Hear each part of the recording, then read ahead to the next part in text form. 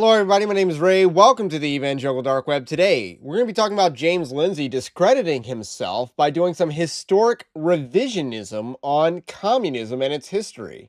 So, this is pretty interesting because James Lindsay bills himself as a anti-communist, and he is peddling some communist revisionism because he's basically deflecting that people did not really know that communism was evil until 1956.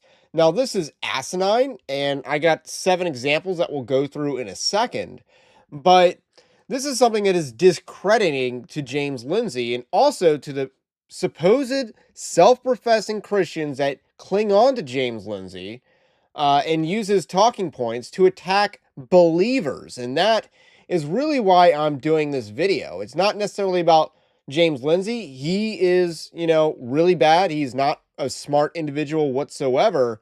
And it shows in his history of communism, where he's basically ignoring all these past events that were widely known about communism, about the atrocities of communism, and uh, and how he's using that today to attack people on the right, people who actually oppose communism, people who offer an alternative vision to communism that isn't just in the slow lane. So we're going to talk about that, but first I'll let you know Evangelical Dark Web is a Christian news gathering and commentary ministry. You can support our work over at Evangelical Dark Web and its Patreon-like system linked in the description below. I also have a book, Winning Not Winsome, 10 Commandments of Spiritual Warfare. And in this case, James Lindsay's made a critical mistake, and to kind of invoke a quote from Napoleon, I can't imagine James Lindsay saying something so universally discrediting a second time. So we're going to press in on this because, you know, these managerial Christians that are in media, they are using his talking points to attack Christians. And if we can discredit James Lindsay, they're going to have to, they're going to get discredited as well. And I want that. I do want people like Joel Berry to be exposed. So, with that said, let's dive into this quote. He says, almost everything the woke right is peddling about World War II, besides other areas, commits the sin of subtle presentism regarding communism. So, it's kind of interesting because most of this post World War II consensus is largely presentism, where we're judging people of the past by present modern standards. And but more of an example of this is the American Civil War, where people try to villainize the Confederacy. That is a huge example of presentism. Yeah, the people on the right aren't doing that. So that's his first statement, and he's trying to draw a comparison. And he's saying that we are judging communism of the past by modern standards. And that's not true. No one in the West knew how brutally awful communism was until 1956, when Khrushchev confessed the sins of Stalin to consolidate his own power. This is asinine. This is so dumb. This is an impressive amount of retardation expressed by James Lindsay right here.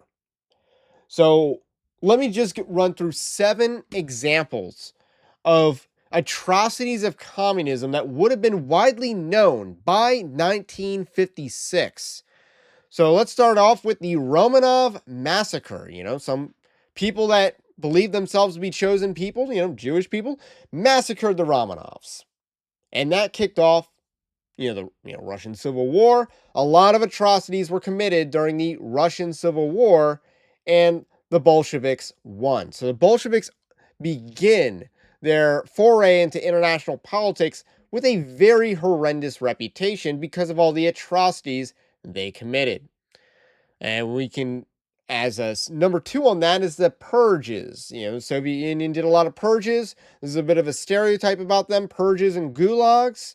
I'll wrap that up in one. Yes, people knew about these by 1956. Let's talk about the 1920s Eastern European revolutions.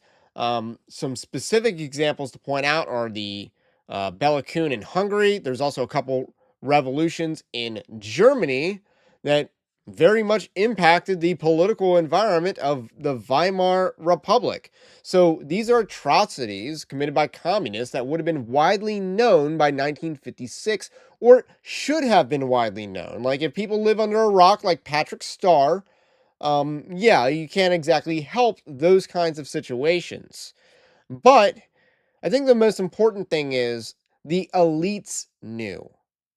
The social elites knew how bad communism was, and they acted accordingly in Germany, in the UK at times, and even in the United States. So that constitutes the West. Uh, so 1920s Eastern European revolutions. Another thing to point out is people were talking about this in the 1920s. Winston Churchill talked about this at length in the 1920s. A certain mustache man talked about this in the 1920s. I'll just use two examples because those are examples that I'm very familiar with, talking about this exact issue, the Eastern European revolutions, and they said basically the same things in the 1920s. So, yes, people in the West knew the atrocities of communism and they talked about them at the time. Let's fast forward to the 1930s, Spanish Republicans. So this was the communists in Spain and the Spanish Civil War. And what the communists in Spain were most famous for, of all the communists, is their specifically anti Catholic uh, atrocities. And they would dig up the graves of nuns, they would desecrate them, and they would display these desecrated nuns. So that is what they're widely known for. The Spanish Civil War, they committed a lot of atrocities, and that's one war where the good guys won. And thank God for that.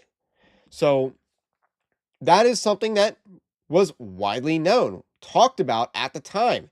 J.R.R. Tolkien, a guy who wrote Lord of the Rings, was quite the respecter of Francisco Franco because of the atrocities committed by the communists in Spain. Is he not part of the West? Let's talk about number 5 on this list of 7, the Holodomor. This was a huge massacre. Millions of people died. This happened before World War II, where Soviet incompetence or intentionality starved millions of people in Ukraine. Modern day Ukraine, that is.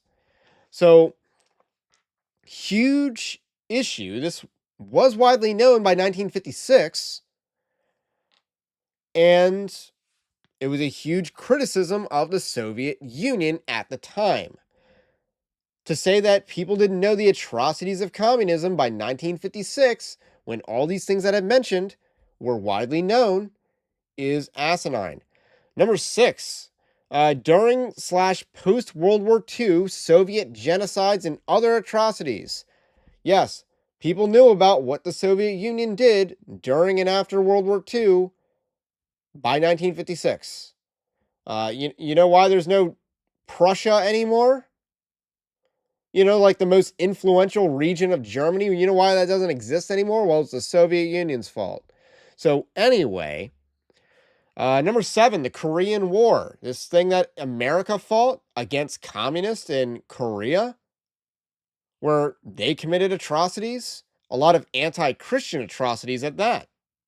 So, those are 7 examples of atrocities of communism widely known by 1956. And James Lindsay's acting like these were not widely known, and his answer is to use grok and basically is to say public opinion on communism. But this is largely irrelevant because public opinion much more difficult to measure back then. But like I said earlier, the elites of the Western culture knew that communism was evil. They knew that they would be in trouble if communism ever got a foothold in their domain. We can also talk about books like Animal Farm, 1984. All these literary examples of communism being condemned because it's atrocious. There's really not much defending James Lindsay here. but it does expose how bad of a thinker he is and how much of a pernicious and evil influence he is on the church.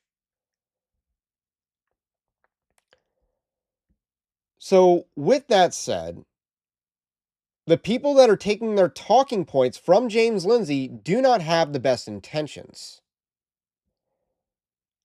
They are committing historic revisionism at the same level, if not more, because I think denying the Holodomor is quite, uh, why would you want to do that?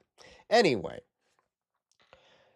this is pretty bad for James Lindsay, and it's very discrediting, and you'll love to see that.